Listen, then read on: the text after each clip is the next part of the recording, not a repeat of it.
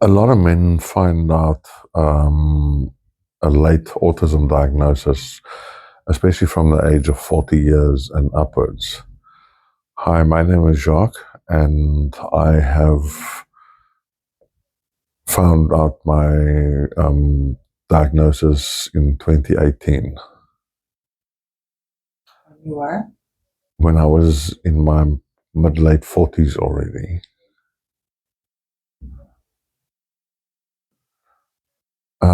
Finding out you're autistic at such a late age is, I think, it's you sort of first, there's a level of shock that, oh my God, I'm different. And all of a sudden, a lot of things that you've done in your life, if you start thinking back, all of a sudden, a lot of things start making sense, especially in the way that you think, and the way that you react to certain things. But you also immediately start delving into some research. And what I have found is there is a lot of people who talk about an autism diagnosis as if it is a generalized diagnosis. You know, everybody who is autistic is essentially almost the same. The diagnosis, what you see from an autistic person's perspective is almost always the same, which is not true, because there is a part of autism that I have very rarely heard of, or especially on the internet, about what people talk about, is what I call the bag of fun, which is, trust me, not fun at all. It's just my way of sort of approaching the subject matter. That is all the comorbidities that comes with autism.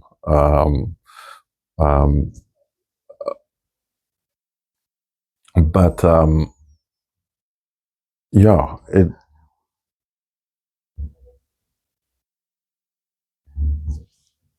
So if you're diagnosed, let's say from your 40s onwards, you've spent a great portion of your life living in a certain way and thinking about yourself in a certain way. Yes. And now suddenly you have a diagnosis which changes the way that you see yourself, it changes the way that other people see you. You might be married, your partner sees you in a different way, your children see you in a different way, your co-workers, your friends, all of that suddenly changes. And then you realize that, let's take for an example, decades of exhaustion. It's not weakness, it's because you spent years of your life masking who you actually were. Yes. Essentially trying to survive in a world that was not made for you.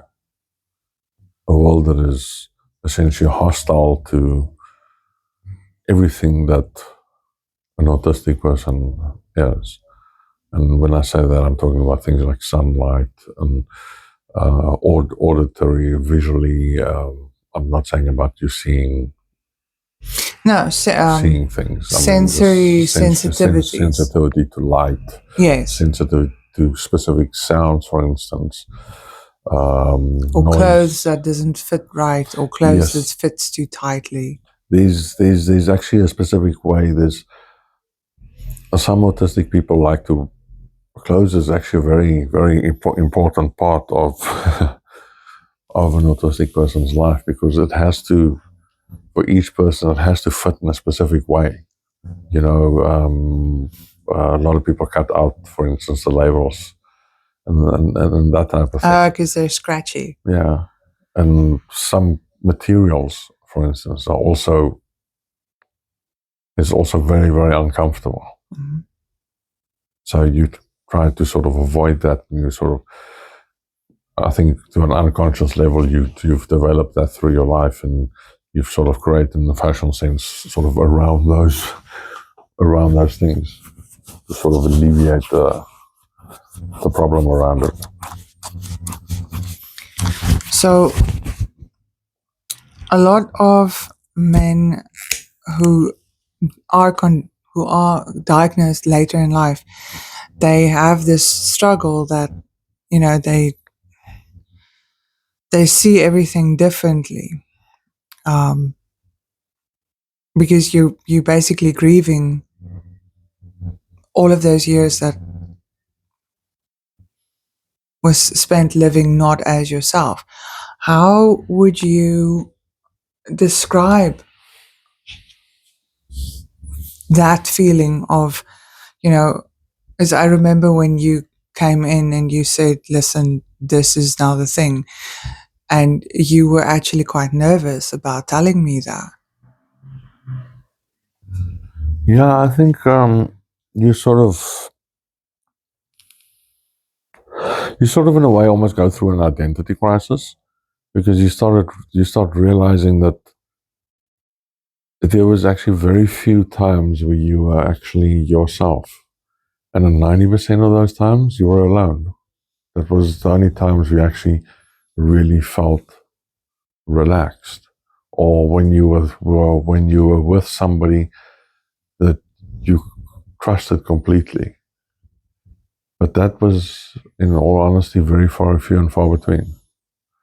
You very quickly find out that you're not made for relationships. You struggle in that department quite a bit, and yeah, there is a lot of struggles around being autistic, and the moment you realize it, and the moment you start delving into the research part of it, and you start picking up certain points then you start realizing where the differences of when you were growing up, where you acted or responded differently, and how you've approached things differently to other people. Then those things start making sense to you to a degree, I would think. So, would you say that after going through the, let's say, grieving process, after you've received the diagnosis and you've realized, okay, you are autistic, and then you sort of have a sense of relief? Yes. Yes, you do, because you can finally sort of. I think this especially if you're in a environment that is accepting, and that is I don't want to use the word controlled. That is controlled, Stable and structured. Yeah, stable and structured, and you can sort of relax. I think then that becomes important. Fluffy is starting to hide. Yeah.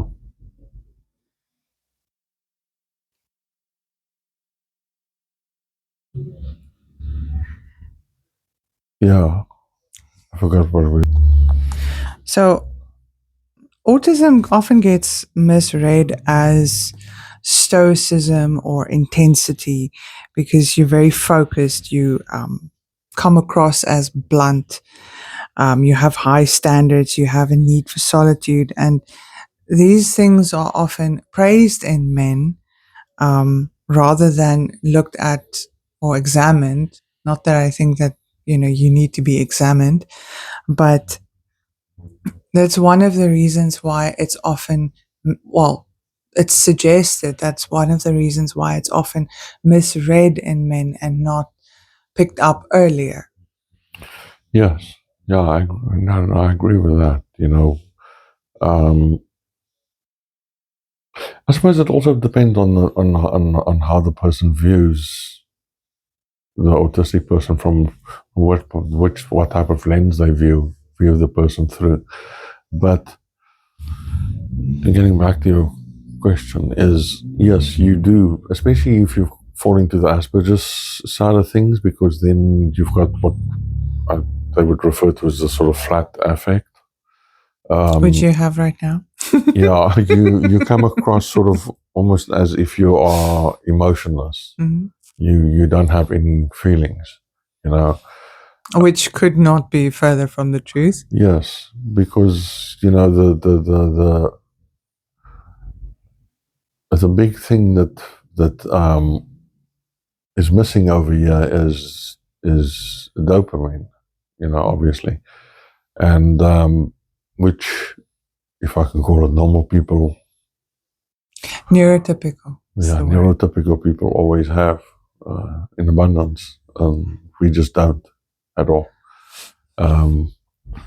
That's where you also find that when an autistic person starts speaking to you about a subject matter or something, or they just want to tell you something quickly, it is primarily because of a specific interest or something that they heard or viewed or saw somewhere that piqued a focus of them. The reason it piqued a focus is because they also got a dopamine rush from it. And when they tell you about it, they get the same kind of excitement of rush of dopamine again. And I think where a lot of things go wrong there in the relationship is in that sort of range, where there's the person realizes or finds out they're autistic at a very late age, and their partner or family member or friend doesn't quite know how to approach them because they haven't done the research. They don't know. And now all of a sudden they sort of try and approach the person with sort of almost kid gloves to a degree, whereas to other people just sort of, kind of, okay, there's something wrong with us, dude. We need to leave. That kind of thing. There is, of course, a third option. You can just find out what autism is, Yes. and learn how to work with it. And then you can find out that this person that sometimes comes across as a bit of an alien is actually a really cool dude. Yes, you see, the thing is,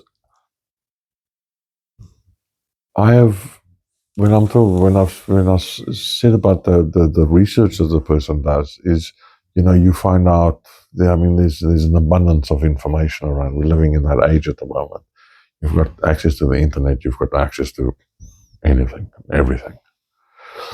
And so you go and do your research, and there's a lot of, obviously, a lot of help out there, and there's especially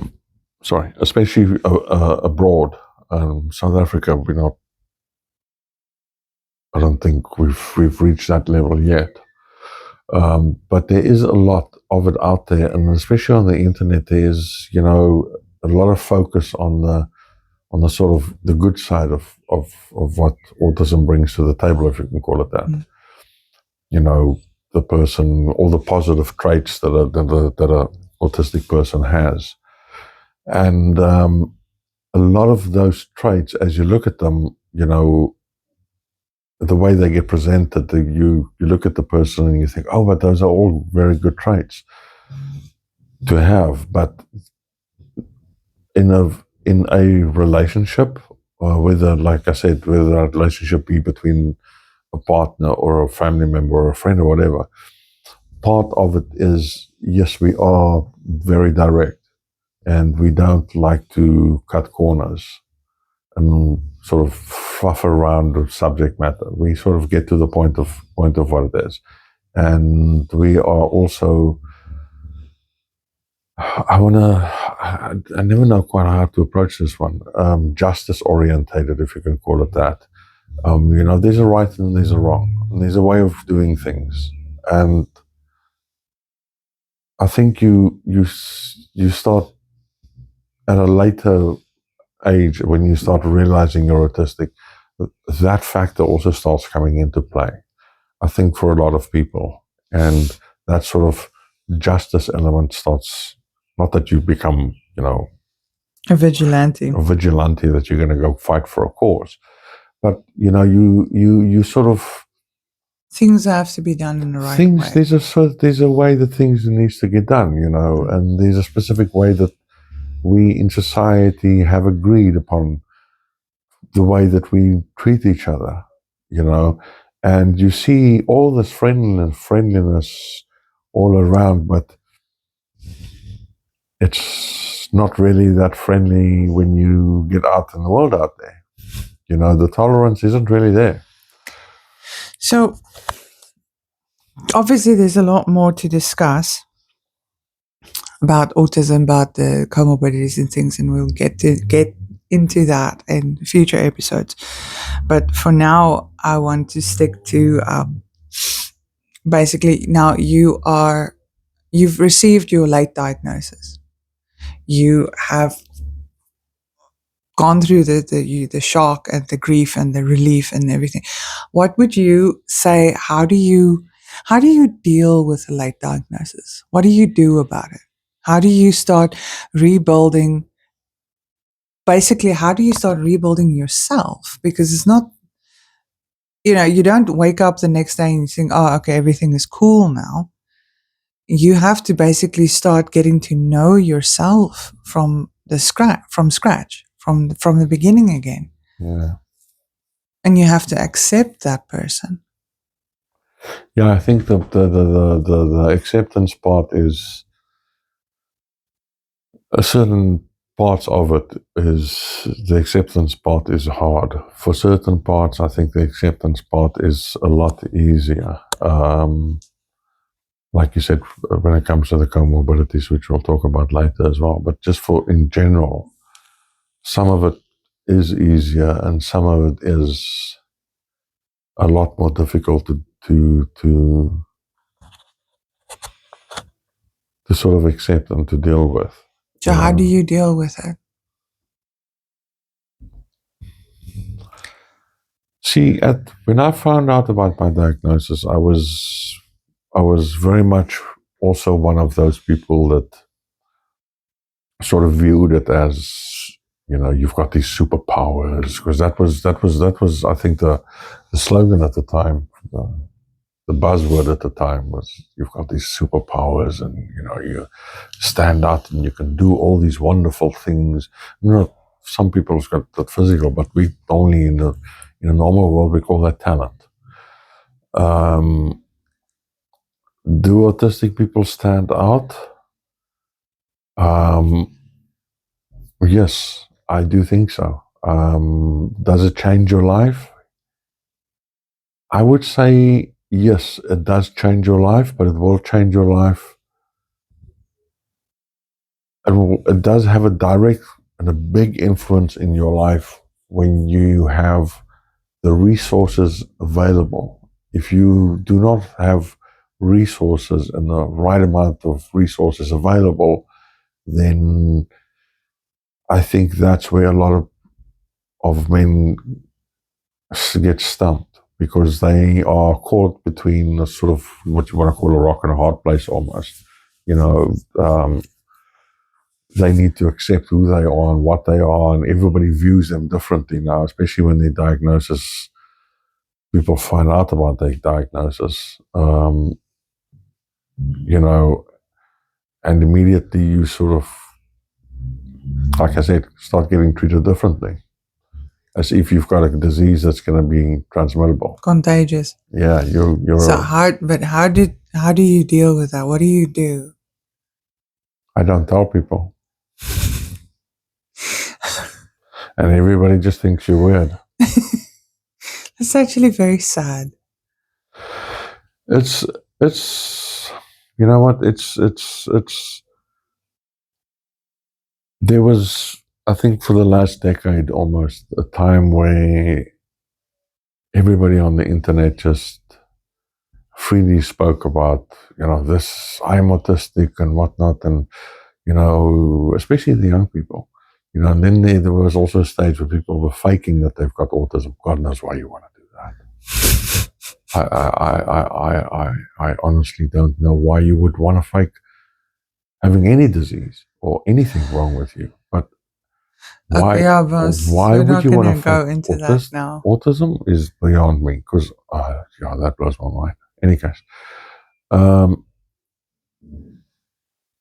it is, it is, and it does change your life in a lot of ways because you now realize why you view certain things in a specific way and why you think in a specific way. And I think if you can cognitively understand that, oh my God, this is what the way I've always thought, and this is the way I approach things, that could work a lot to your benefit as well. And that is where I think a lot of autistic, especially people with Asperger's, I don't want to separate the groups, but I'm a 70s kid.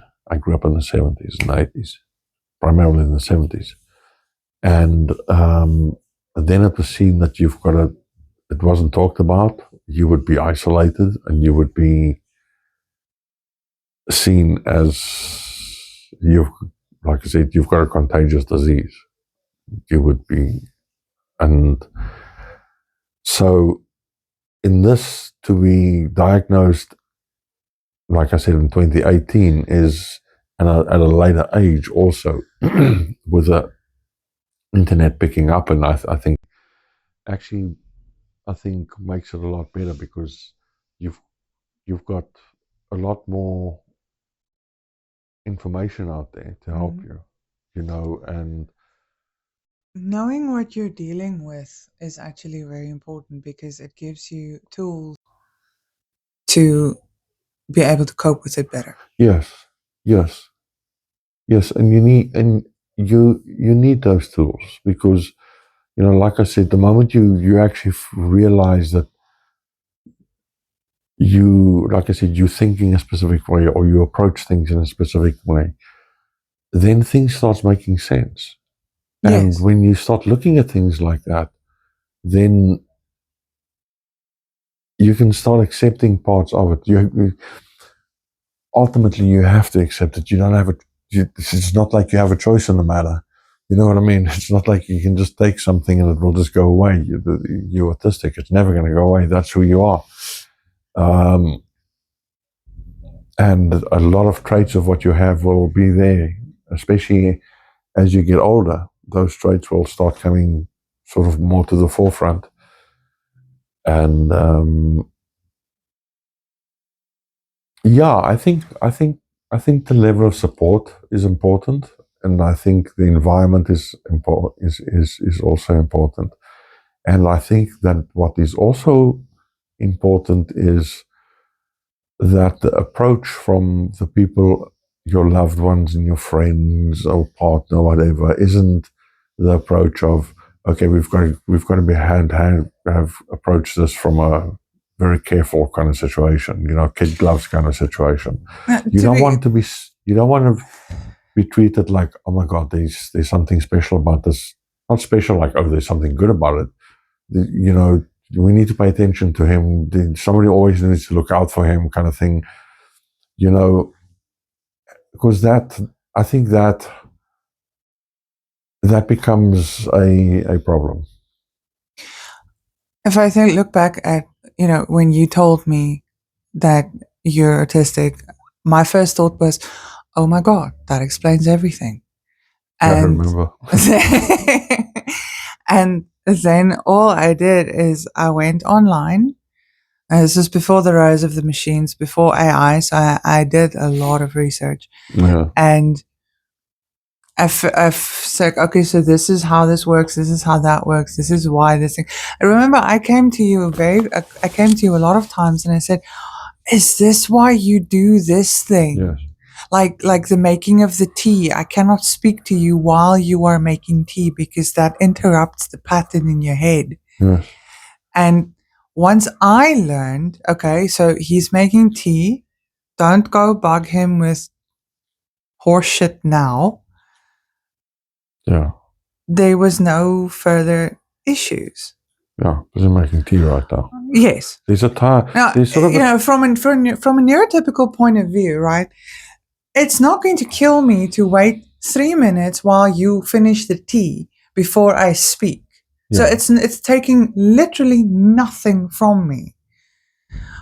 But because you're autistic, for you that interruption in the pattern is extremely jarring.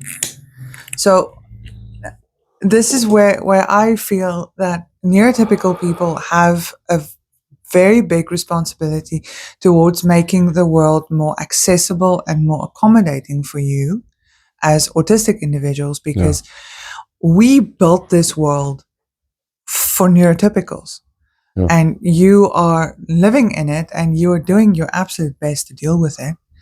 So honestly, we can pipe down a little and we can make it a little bit easier for you. And it's not big things. It's not like major lifestyle changes. It's literally something as simple as shut up while he's making tea.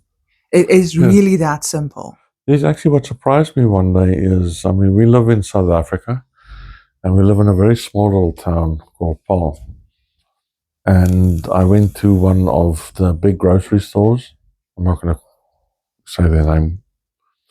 But I went to one of the grocery stores, and one day when I walked in, there was a sign up that said that people with physical or mental or older people with disabilities, these are specific hours that is, I don't want to say made specifically for us, because at those specific times, the shops are more empty. The music, they will specifically put the music softer. They will switch some of the lights off, for instance, and they will have more staff on the ground on the floors, sorry, not on the ground, on the floors to assist and help people if needed. So they've got, you can call it spotters out to spot if somebody needs help, and also recognize patterns. So, which I think is absolutely brilliant. A lot of people don't do that, you know. Sure, they make, you know, I'm going to use people in wheelchairs, for instance. When you get to the curb, there's wheelchair ramps at the curbs, for instance. But you still, a lot of people in wheelchairs still can't get into a shop. You know, what you don't realize is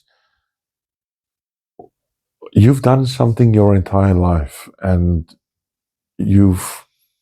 what I've picked up that I always thought at a stage that I'm never going to use the word that I'm violent, because I'm not a violent person. I used to get annoyed and sort of angryish almost. Frustrated, you know, and it used to always be at specific, when I've done specific things. And I'm going to use an example here, for instance. When I go to the store, it's a simple thing. You're going to the store to just go buy some groceries. Not a big deal. Let me take you through it quickly. Because for you, it's like you're going to the store. For me, it's I'm walking into a war zone. The lights, I can hear them.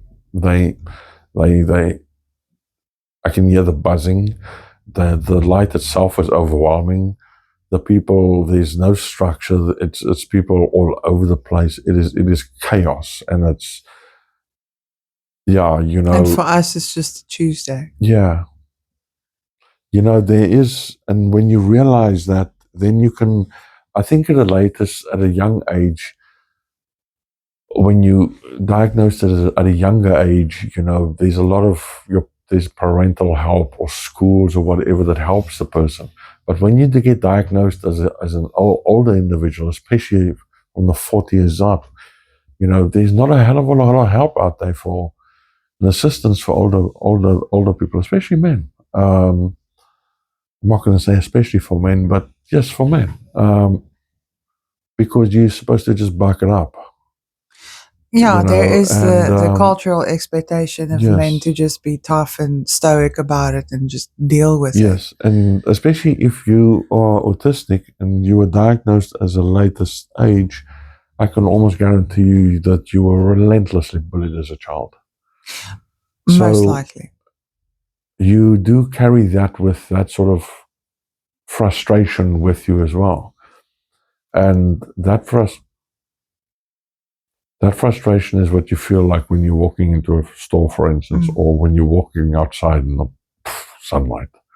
But yeah, we will continue with this and go into the comorbidities and talk a little bit more about some other aspects around autism in the future. And for those of you familiar with my work, I am Nova, or Ironic Paint Splatter, as if you might have seen it.